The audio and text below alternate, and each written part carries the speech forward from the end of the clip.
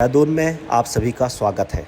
अगर आप उत्तराखंड की राजधानी देहरादून घूमने का टूर प्लान कर रहे हैं और यह जानना चाहते हैं कि फेमस टूरिस्ट प्लेस कौन कौन सी हैं, तो हम आपको देहरादून के लिए कंप्लीट गाइड करेंगे। सबसे पहले तो हम आपको लेकर चलेंगे उन सभी फेमस टूरिस्ट पैलेसेस की ओर जो कि देहरादून टूर के दौरान आपको ज़रूर देखनी चाहिए, ज़रूर एक्सप्लोर करनी चाहिए, और उन सभी प्लेसेस को आपको अच्छे से दिखाएंगे जिससे कि आपको ऐसा अनुभव होगा कि आप हमारे साथ देहरादून घूम रहे हैं। और साथ ही हम आपको यह भी जानकारी देंगे कि कैसे आप देहरादून के लिए पहुंच सकते हैं। बजट फ्रेंडली अच्छे होटल्स आपको कहां मिल जाएंगे और अच्छा फूड आप कहां ट्राई कर सकते हैं। देहरादून घूमने में आपको कितने दिनों की आवश्यकता होगी, यह सारी छोटी बड़ी जानकारी आज हम आपके साथ शेयर करेंगे। तो आइए मिलकर एक्सप्लोर करते हैं। इस टूर के दौरान जिन स्थानों को हम घूमेंगे वे कुछ इस तरह से होंगे कि सबसे पहले हम चलेंगे सहस्त्रधारा के लिए, जो कि एक प्राकृतिक स्थान है और देहरादून के मशहूर टूरिस्ट प्लेस है। सहस्त्रधारा के बाद हम चलेंगे माल देवता नामक स्थान में, जो कि यंगस्टर के बीच बहुत ज़्यादा मशहूर है और एक खूबसूरत पिकनिक स्पॉट है। माल देवता के बाद हम चलेंगे रॉबर्ट्स केव, जो एक एक्सप्लोर करने के लिए 600 मीटर थ्रिलिंग और एडवेंचर्स गुफा है। रॉबर्ट्स केव के बाद हम चलेंगे मैंडोलिन मोनेस्ट्री के लिए, जो कि एक यूनिक स्थान है जहां पर हम एक्सप्लोर करेंगे बुद्धिज्म कल्चर को। मैंडोलिन मोनेस्ट्री के बाद हम चलेंगे FRI के, जो कि है फॉरेस्ट रिसर्च इंस्टीट्यूट, जहां पर कि कई सारी बॉलीवुड मूवीज जैसे कि स्टूडेंट ऑफ द ईयर 2 की शूटिंग हुई है। लेकिन बस इतना ही नहीं, देहरादून में और भी कई सारे स्थान हैं जिन्हें हम एक्सप्लोर करेंगे।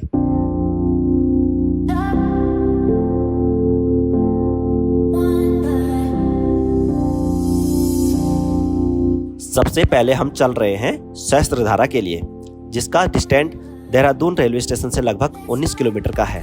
तो फाइनली अब हम पहुंच चुके हैं देहरादून के एक बहुत ही मशहूर टूरिस्ट पैलेस के पास, जिसका नाम है सहस्त्रधारा। इस स्थान का नाम सहस्त्रधारा क्यों रखा गया है? क्योंकि यहाँ पर सहस्त्रधाराएं, कई सारी धाराएं एक साथ बहती हैं, इस वजह से इसका नाम सहस्त्रधारा रखा गया है। यह टूरिस्ट के बीच तो मशहूर है ही, और एक काफ़ी अच्छा फोटोजेनिक पॉइंट भी है, क्योंकि यहाँ पर आप बहुत अच्छे पिक्चर्स क्लिक कर सकते हैं। लेकिन ऐतिहासिक रूप से भी इम्पोर्टेंस रखती है, क्योंकि जो गुरु द्रोणाचार्य जी थे, जो कि पांडव और कौरवों के गुरु थे, उन्होंने यहाँ पर तपस्या की थी और भगवान शिव को प्रसन्न किया था। और यहीं पर गुरु द्रोणाचार्य ने 3 बाण चलाए थे। उनमें से जो पहला बाण उन्होंने चलाया था, उसके बाद सहस्त्रधाराएं उत्पन्न हुई थी, ऐसा पौराणिक कथाओं के अनुसार कहा जाता है। यह जगह जो कि पिकनिक की दृष्टि से देखे या टूरिस्ट की दृष्टि से, दोनों से ही इम्पोर्टेंट रखती है। और आप दूर दूर तक देखेंगे कि इसी तरह से काफ़ी खूबसूरत सी जो धाराएं हैं वो यहाँ से बहती हुई नज़र आ रही हैं। और हमारे साथ यहाँ पर देख भी पाएंगे कि काफ़ी सारी टूरिस्ट हैं जो कि अभी सहस्त्रधारा को एंजॉय करते हुए नज़र आ रहे हैं। और सहस्त्रधारा का जो ये वाटर फ्लो है मानसून के टाइम पर और भी ज़्यादा बढ़ जाता है। सहस्त्रधारा के आसपास आपको कई सारे कैफ़ेज़ और रेस्टोरेंट भी नज़र आएंगे, जैसे कि यहाँ पर देख सकते हैं काफ़ी सारे यह रेस्टोरेंट टाइप के बने हुए हैं। और एक ही नहीं, कई सारे इस लाइन पे भी देखेंगे और दूसरी लाइन पे भी देखेंगे तो कई सारे आपको कैफ़ेज़ और रेस्टोरेंट नज़र आएंगे। एक्चुअल में इनकी लोकेशन काफ़ी अच्छी है, बिल्कुल सहस्त्रधारा के पास में ये बने हुए हैं। तो अगर आप चाहो तो यहाँ पर भी बैठकर कुछ फूड ट्राई कर सकते हैं। सहस्त्रधारा के पास आपको लॉकर फैसिलिटी भी नज़र आएगी, अपना सामान यहाँ पर रख सकते हैं।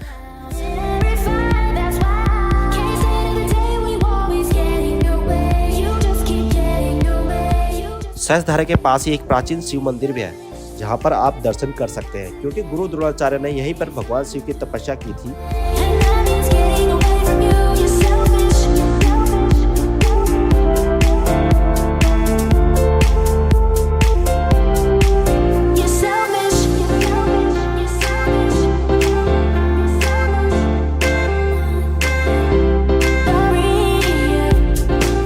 मंदिर के पास में ही देखें तो गुरु द्रोणाचार्य का एक बहुत ही खूबसूरत स्टैचू बना हुआ है। और साथ ही सबसे इंटरेस्टिंग चीज़ जो यहाँ देखने को मिलती है, जो कि सहस्त्रधारा का एक एक्चुअल ओरिजिनल प्लेस है, आपको यहाँ नज़र आएगा। सहस्त्रधारा मतलब कई सारी धाराएं, और यहाँ से ऊपर से आप गिरते हुए देखेंगे तो कई सारी धाराएं आपको नज़र आएंगी। और साथ ही पीछे की ओर देखेंगे तो सहस्त्रधारा का जो एक्चुअल वाटर फ्लो वाला सीन है वो आपको नज़र आएगा। और काफ़ी सारे टूरिस्ट इस स्पॉट पर नज़र आते हैं, क्योंकि भगवान शिव का मंदिर है जहां पर लोग दर्शन करने आते हैं और साथ ही इस खूबसूरत नज़ारे का आनंद उठाते हैं। सहस्त्रधारा में जो जल उत्पन्न होता है इसमें सल्फर की मात्रा काफ़ी ज़्यादा है, यानी कि जो गंधक होता है उसकी मात्रा इसमें काफ़ी ज़्यादा है। इस वजह से अगर आप इस जल का सेवन करते हैं तो चर्म रोगों और पेट के रोगों से आराम मिलता है। इस वजह से जब आप यहाँ आएंगे तो देखेंगे कई सारे लोग इस तरह से बॉटल्स यहाँ पर लेकर आते हैं और पानी को भरकर ले जाते हैं, क्योंकि इस पानी को पवित्र पानी और एक आयुर्वेदिक जड़ी बूटी की तरह माना जाता है। सहस्त्रधारा पे एक रोपवे भी बना हुआ है जिससे कि आप पहाड़ की ऊंचाई तक जा सकते हैं और देहरादून का एक खूबसूरत नज़ारा वहां से कैप्चर कर सकते हैं। रोपवे का चार्ज है 200 रुपये। इसके अलावा यहाँ पर कुछ और एक्टिविटीज़ है जो कि रोपवे के चार्ज में इंक्लूड होती है। यहाँ पर कुछ पिक्चर्स भी लगाए हुए हैं उस चीज़ों के, जैसे कि आप यहाँ कुछ गेम्स खेल सकते हैं, ऊपर जाके म्यूजिक पर डांस वगैरह कर सकते हैं, कुछ गार्डन वगैरह है, कुछ स्टैचू वगैरह बने हुए हैं, उनके साथ फोटोज़ भी क्लिक कर सकते हैं, यानी कि काफ़ी इंटरेस्टिंग प्लेस है। अब हम चल रहे हैं सहस्त्रधारा से माल देवता के लिए, जो कि है एक स्पॉट और इसका डिस्टेंस सहस्त्रधारा से लगभग 9 किलोमीटर का है। अब इसके रूट के बारे में एक इम्पॉर्टेंट जानकारी मैं आपको बताना चाहूंगा कि जब हम सहस्त्रधारा से वापस लौटते हैं देहरादून मार्ग पर तो बीच में एक तिराहा पड़ता है जहां से माल देवता के लिए रूट जाता है और उसी रूट को फॉलो करके आप जा सकते हैं माल देवता के लिए।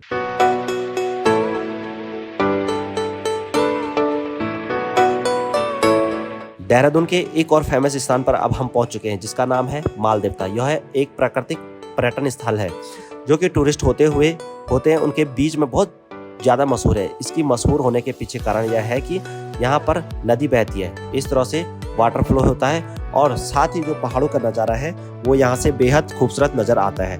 यह जगह यंगस्टर के बीच काफ़ी और कपल्स के बीच में या फिर बैचलर के बीच में काफ़ी ज़्यादा फेमस है, क्योंकि यहाँ कैंपिंग करने का और जो पिकनिक मनाने का एक अलग ही आनंद होता है। अभी तो पानी का लेवल बहुत कम है, लेकिन जब मानसून होता है तो ये पूरी नदी एक साथ बहती है और मतलब पानी का एक अलग ही खूबसूरत नज़ारा आता है। और साथ ही यह जगह एक तरह से पहाड़ों के बीच में है, क्योंकि आप देखेंगे तो चारों तरफ आपको पहाड़ नज़र आएंगे और बीच में यह लैंड वाला एरिया नज़र आएगा।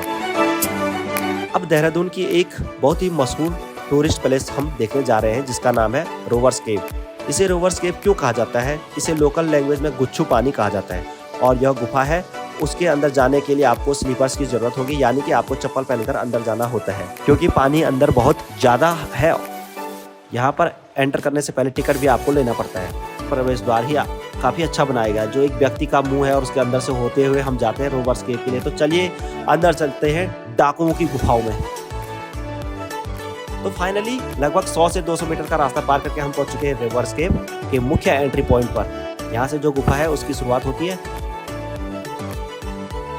रोवर्स केव के अंदर हम बढ़ते जा रहे हैं और रोवर्स केव की खास बात यह है कि जहाँ से हम शुरुआत करें इसमें एंटर करने के लिए, वहाँ पर इसकी जो चौड़ाई है वो ज़्यादा है, लेकिन जैसे जैसे हम अंदर की ओर बढ़ते जाते हैं इसकी चौड़ाई घटती जाती है।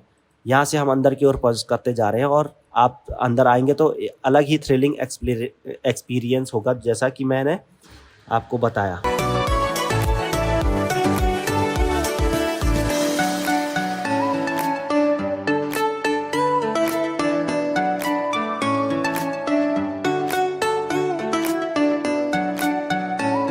यहाँ आकर आपको ऐसा लगेगा कि कोई दूसरी दुनिया में आ चुके हैं, या फिर जैसे कोई थ्रिलिंग हॉरर मूवी हो या कोई थ्रिलर मिस्ट्री हो, उसका फीलिंग आपको यहाँ आएगी।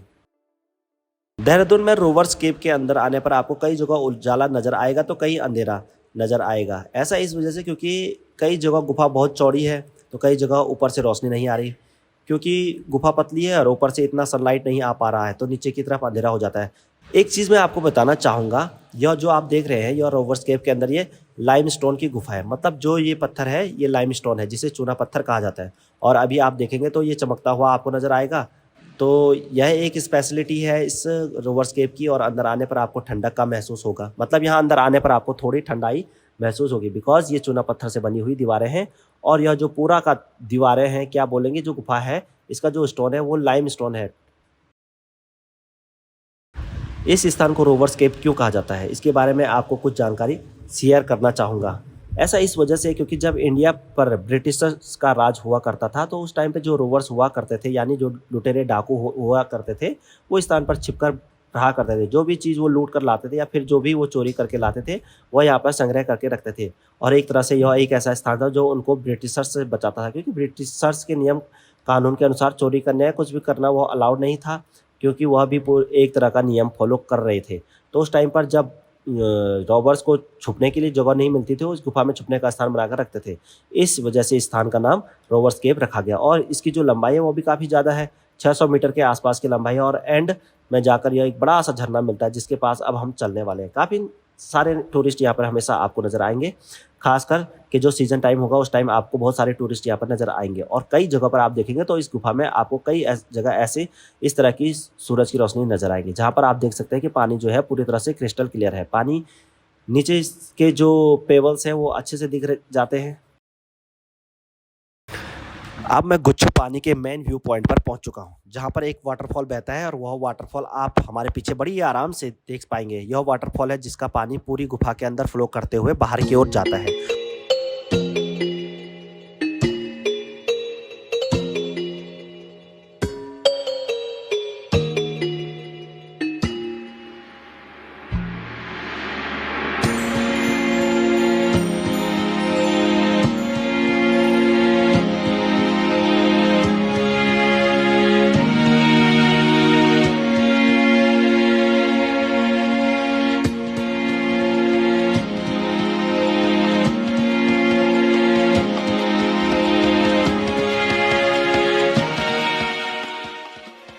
अब हम देहरादून के एक बहुत ही सुंदर इंटरेस्टिंग प्लेस पर पहुंच चुके हैं, मेंडोलिन मोनेस्ट्री यानी बुद्धा टेम्पल।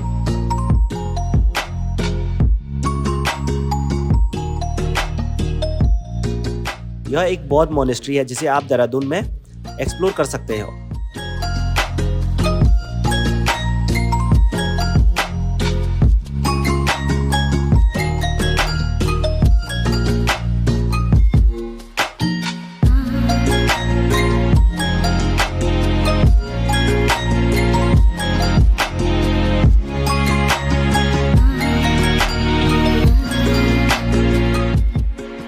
और यहाँ कई सारे स्तूप भी बने हुए हैं, जैसे कि आप ये जो छोटे वाले स्तूप देख रहे हैं, ये कई सारे स्तूप बने हैं। जो सबसे बड़ा स्तूप यहाँ पर बना हुआ है, यहाँ आप देख पाएंगे इस स्तूप की हाइट है 185 फीट की और यह एक तरह का मंदिर है। यहाँ ऊपर की साइड हम चलेंगे तो भगवान बुद्ध की काफ़ी बड़ी प्रतिमा नजर आती है जिनके हम दर्शन कर सकते हैं और साथ ही नीचे जो लामा लोग होते हैं उनकी पूजा स्थली है, यानी कि यहाँ पर नीचे पूजा अर्चना की जाती है और एक दूसरी साइड पर मोनेस्ट्री का एक ऐसा भाग है जहाँ पर लोग लामा लोग होते हैं और वो वहाँ रहते हैं।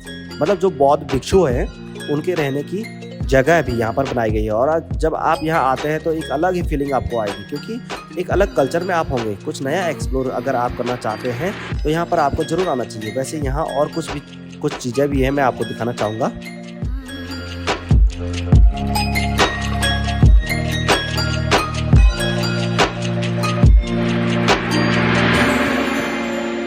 मोनेस्ट्री के अंदर ही एक काफ़ी बड़ी प्रेम व्हील भी लगा हुआ है जिसे भी अगर आप चाहे तो यहाँ रोटेट कर सकते हैं।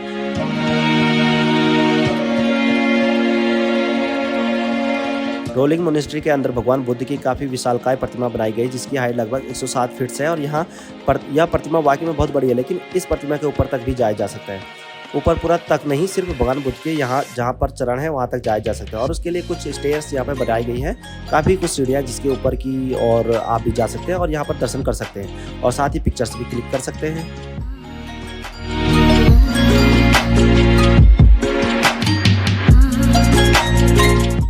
भगवान बुद्ध की प्रतिमा के पास भी एक बड़ी प्रेयर व्हील बनी है जिसे आप यहाँ पर रोटेट कर सकते हैं और अपनी विशेष यहाँ मांग सकते हैं। बड़ी व्हील के साथ साथ कुछ छोटे व्हील्स भी हैं जिन्हें रोटेट कर सकते हैं। इस तरह से इस बुद्धिज्म कल्चर में इस तरह की प्रेयर व्हील्स होती है जिन्हें घुमाकर अपनी विशेष आप मांग सकते हैं और एक से प्रार्थना करने का एक तरीका है। भगवान बुद्ध के प्रतिमा के पास जो यह प्रेयर व्हील्स बनाई गई, यह प्रतिमा के चारों ओर बनाई गई, यानी कि जब आप यहाँ आएंगे तो पूरे के पूरे सराउंडिंग के अंदर इसी तरह की प्रेयर व्हील्स है जिन्हें आप रोटेट कर सकते हैं। पूरे के पूरे एरिया में यह प्रेयर व्हील्स लगाई गई हैं। मोनेस्ट्री के अंदर कुछ इस तरह के फ्लैग्स भी लगे हैं। मोनेस्ट्री के अंदर आपको कुछ इस तरह के फ्लावर्स के गार्डन में नजर आएंगे जिसमें विभिन्न प्रकार के फ्लावर्स को एक साथ लगाए गए हैं, तो अगर आप चाहे तो इनको देख सकते हैं। अब एक इंटरेस्टिंग चीज़ आपके साथ शेयर करना चाहूँगा कि जब बुद्धिज्म कल्चर में पूजा की जाती है तो उस दौरान आप भी इस पूजा में भाग ले सकते हैं। कुछ इस तरह का सीटिंग अरेंजमेंट दिया जाता है नॉर्मल टूरिस्ट के लिए ताकि वह भी बुद्धिज्म कल्चर को समझ सके और एक्सप्लोर कर सके। अब देहरादून के एक पवित्र स्थान पर हम पहुंच चुके हैं जिसका नाम है टपकेश्वर महादेव।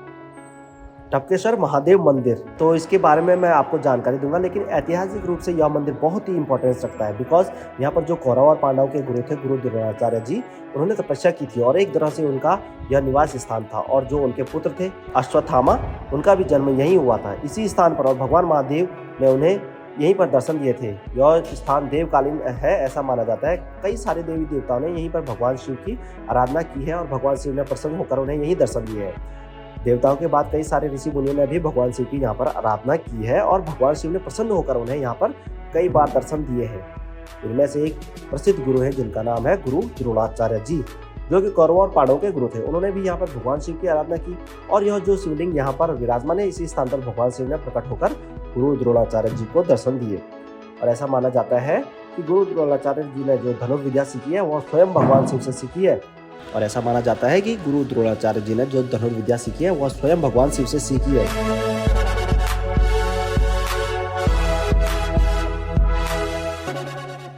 और गुरु द्रोणाचार्य जी के जो पुत्र हैं अश्वत्थामा, उनकी जन्म स्थली भी यही है। यही वह स्थान है जहाँ पर अश्वत्थामा का जन्म हुआ था।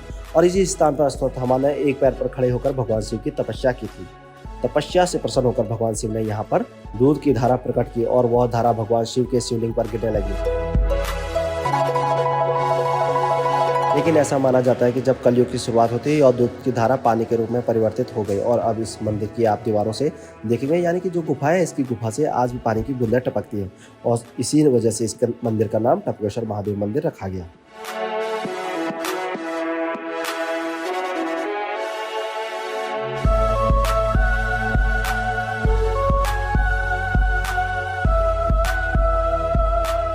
टपकेश्वर महादेव मंदिर से जब हम नीचे की ओर आते हैं तो हमें एक नदी नजर आती है। इसका नाम है टॉस नदी। एक लोकल नाम इस नदी का है। इस नदी का पानी इतना साफ है कि नदी के बेस में जो कंकड़ पत्थर है ना, वो भी आपको इजीली आसानी से देख पाएंगे। यानी अगर आप यहाँ बैठेंगे तो आपको किसी भी तरह की कठिनाई का सामना नहीं करना पड़ेगा। हालांकि इस चीज़ का जरूर ध्यान रखें कि पानी में किसी प्रकार का जीव जंतु है तो आप पानी में जाने से पहले उसे जरूर देखें। जैसे कि अगर जो पानी में के सांप वगैरह हैं यहाँ पर इजीली दिख जाते हैं, तो सबसे पहले आपको उनको देख लेना, फिर उसके बाद आप पानी में जाएं। टपकेश्वर महादेव मंदिर एक मंदिर है, यानी कि टपकेश्वर महादेव मंदिर के जो मुख्य मंदिर है उसके अलावा यहाँ भी कई सारे मंदिर बने हैं अलग अलग देवी देवताओं के। जैसे सामने की ओर है संतोषी माता का मंदिर है और भोलेनाथ का एक प्रतिमा है। सामने की तरफ देखेंगे तो वीर बजरंगबली की काफ़ी बड़ी विशालकाय प्रतिमा है जिनकी आप दर्शन कर सकते हैं। सामने माता वैष्णो देवी का मंदिर है और भी काफ़ी सारी यहाँ पर मूर्तियाँ हैं भगवान की, देवी देवता की, जिन्हें आप दर्शन कर सकते हैं।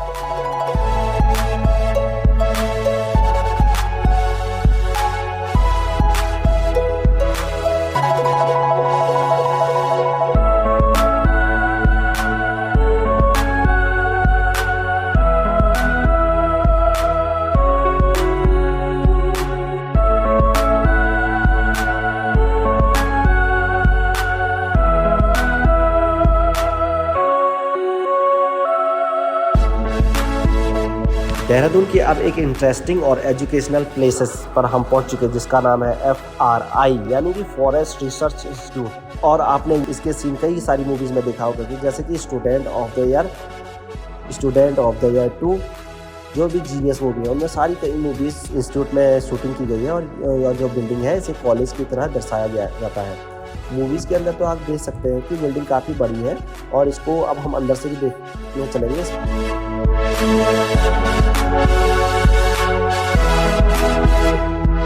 और गेट बिल्डिंग लगभग 1.5 किलोमीटर के डिस्टेंस पे है, यानी कि आधा किलोमीटर पहले ही इसका एंट्री गेट आ जाता है। वहाँ से हमें टिकट परचेस करना होता है, उसके बाद हम अपनी गाड़ी से अंदर आ सकते हैं। FRI का जो बिल्डिंग एरिया है वो तो काफ़ी बड़ा है ही सही और काफ़ी बड़े एरिया में फैला हुआ है। लेकिन यहाँ पर एक गार्डन है और वो भी काफ़ी बड़ा, क्योंकि FRI का जो टोटल एरिया है वो लगभग 2000 एकड़, यानी कि काफ़ी बड़े एरिया में यह फॉरेस्ट रिसर्च इंस्टीट्यूट फैला हुआ है। फॉरेस्ट रिसर्च इंस्टीट्यूट के अंदर अब हमने प्रवेश कर लिया है और इंस्टीट्यूट की खास बात यह है कि इसे ब्रिटिश काल में बनाया गया है। और सबसे पहले इंपॉर्टेंट चीज़ कि यह जो पूरा का पूरा बिल्डिंग बना है ये ईंटों के स्ट्रक्चर पर बना हुआ है, यानी कि आप कहीं पर भी स्टोन लगा हुआ या यहाँ पर नहीं देखेंगे। और इस वजह से इंस्टीट्यूट को गिनीज बुक ऑफ वर्ल्ड में रिकॉर्ड में शामिल किया गया है। और यहाँ ऊपर की तरफ भी आप देखेंगे तो जो छत का काम किया गया वो भी ईंटों से किया गया है, यानी कि छत को भी ईंटों की मदद से बनाया गया। और इंस्टीट्यूट के अंदर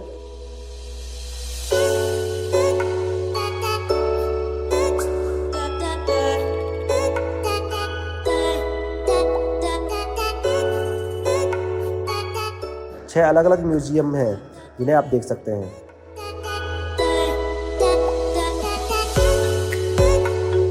फॉरेस्ट रिसर्च इंस्टीट्यूट एक ऐसा इंस्टीट्यूट है जहां पर फॉरेस्ट के रिगार्डिंग रिसर्चेस की क्लासेस दी जाती है।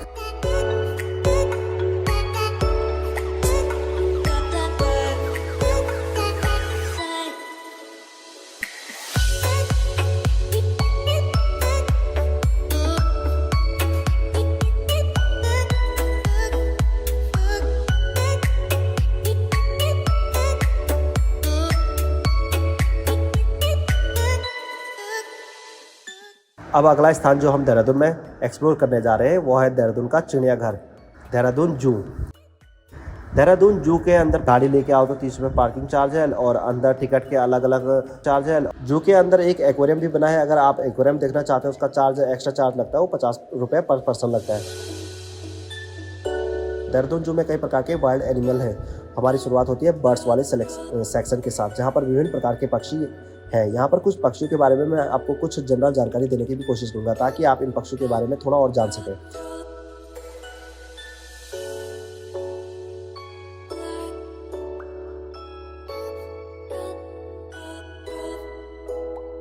यहाँ पर छोटे से लेकर बड़े कई प्रकार के आपको पक्षी नजर आएंगे, लेकिन जो बड़े पक्षी हैं उनमें से खास पक्षी है शुतुरमुर्ग, जिसे ऑस्ट्रिच कहा जाता है। यह एक ऐसा पक्षी है जो कि उड़ नहीं सकता, लेकिन इसकी दौड़ने की क्षमता काफ़ी अच्छी होती है।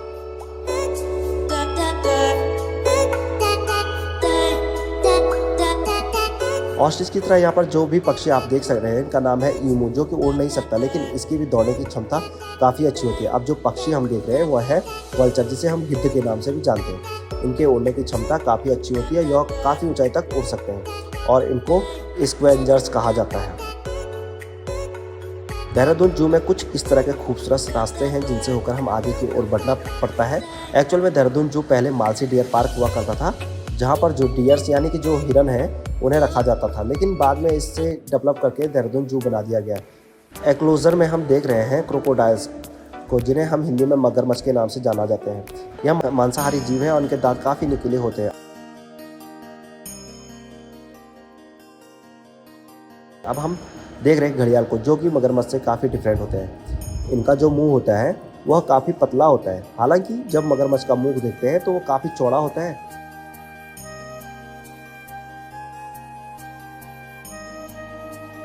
जू के अंदर एक स्नेक हाउस भी बनाया हुआ है, यहाँ पर विभिन्न प्रकार के सांपों को हम देख सकते हैं। जब स्नेक हाउस के अंदर हम आते हैं तो काफ़ी सारे एंक्लोजरस हैं जिनमें विभिन्न प्रकार के स्नेक्स हैं रखे गए, लेकिन अगर आप वहाँ विंटर्स के सीज़न में आते हो तो जो सांप है वो आपको हो सकता है कि कम नज़र आए, क्योंकि अंदर कहीं वो छिप के बैठे हो या किसी झाड़ी या पत्ते के पीछे बैठे हो तो वो आपको दिखाई नहीं दे सकते। बिकॉज सांप एक कोल्ड ब्लडेड रेप्टाइल है जो कि ज़्यादा ठंड सहन नहीं कर पाते हैं। एक तरह से वो हाइबरनेशन में चले जाते हैं, शीतकाल में मतलब एक तरह से वो सो जाते हैं। तो एक ऐसे कोने में जाके बैठेंगे जहाँ पर वह शायद हमें दिखाई न दे।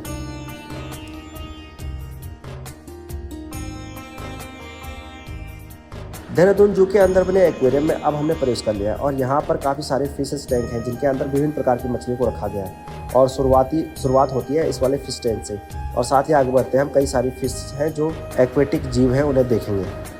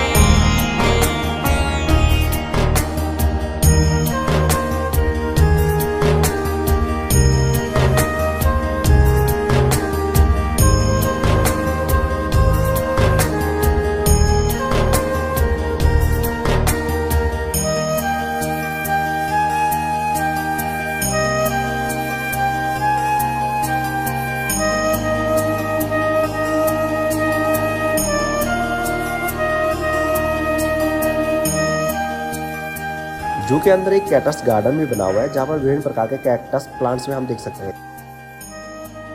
इस चिड़ियाघर में फिलहाल टाइगर लायन या लेपर्ड नहीं है और किसी तरह का बड़ा कार्निवोर जीव अभी इस चिड़ियाघर में मौजूद है, लेकिन इन फ्यूचर हो सकता है कि जू को भी आप यहाँ पर देखें।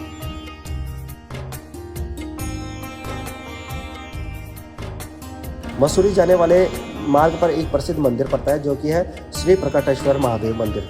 अब हम दर्शन करने आ चुके हैं। यह मंदिर प्रसिद्ध है स्फटिक शिवलिंग के लिए। स्फटिक शिवलिंग का अर्थ है कई लाख सालों पुरानी जमी हुई बर्फ जो कि क्रिस्टलाइज होकर अब पत्थर के रूप में परिवर्तित हो गए। तो देहरादून के इन सभी स्थानों को देखने के बाद अगर आप घूमने का प्लान कर रहे हैं तो आपको मैं बताता हूँ कि सबसे बढ़िया बेस्ट लोकेशन जो होने वाली है वो होने वाली है सिल्वर स्प्रिंग कॉटेज में देखो आपको सुबह की जो धूप है वो बहुत चमचमाती धूप मिल रही है। आप यहाँ बाहर का प्रकृति का नज़ारा देख सकते हैं। साथ ही साथ यहाँ पे जो बेडरूम है वो काफ़ी बड़े हैं और ब्यूटीफुल है। यहाँ कॉटेज से सामने मसूरी की पहाड़ियों पे सनसेट व्यूज़ बहुत ही प्यारा लगता है।